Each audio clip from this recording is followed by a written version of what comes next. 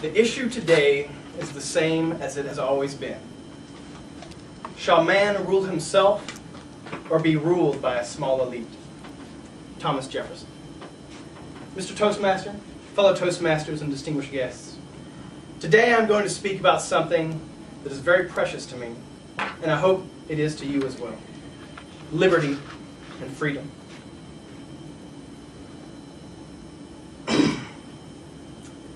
I hope to remind you of what it means to truly be free and make you aware that your liberties are being eroded even as I stand here today. I hope to inspire you to stand up and defend this most precious principle. But first, we need to ask ourselves, what is liberty?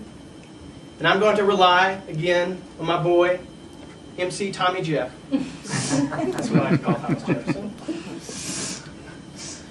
Righteous liberty is the unobstructed action, according to our own free will, within the limits placed around us by the equal rights of others.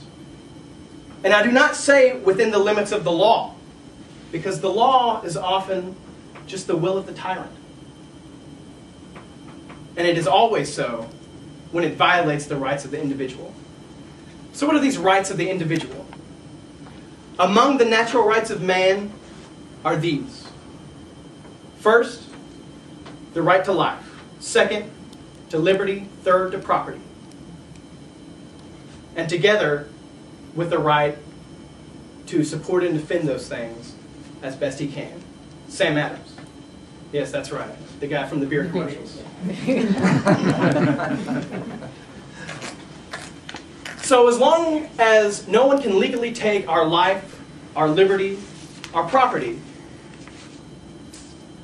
assuming that we don't infringe upon the life, liberty, and property of others, we can consider ourselves to be free. Unfortunately, that is not the current state of affairs. If you are a landowner in California and make over $50,000 a year, you pay at least half of your income to various governments in the form of income taxes, property taxes, and sales taxes. If you choose not to surrender half of your capital to the state, armed men will come to your home and they will take your property and they will take your liberty. And if you resist, they will kill you. That is not freedom. That is serfdom. Of course, the enemies of liberty have their own clever arguments for why your servitude is necessary. They point to the statement, government for the people, by the people, of the people. And they say that this one statement means that the people and the state are one and the same. So how can you steal from yourself?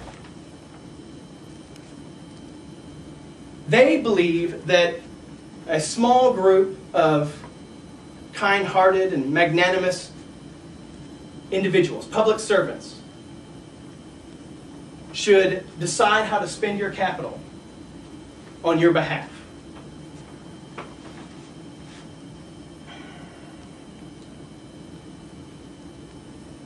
This idea may sound good to some, particularly Karl Marx. But only a cursory reading of the Founding Fathers shows that this was never their intent. They wanted liberty from the state, not just from a king, but from the state, so that they would never have to bow to a king again. But why is liberty so great? Because it works, and because it's right. The laws of man will never, or the laws of man may put you in chains or may put you to death, but they will never make you wise, virtuous, or happy. John Quincy Adams. John Jr.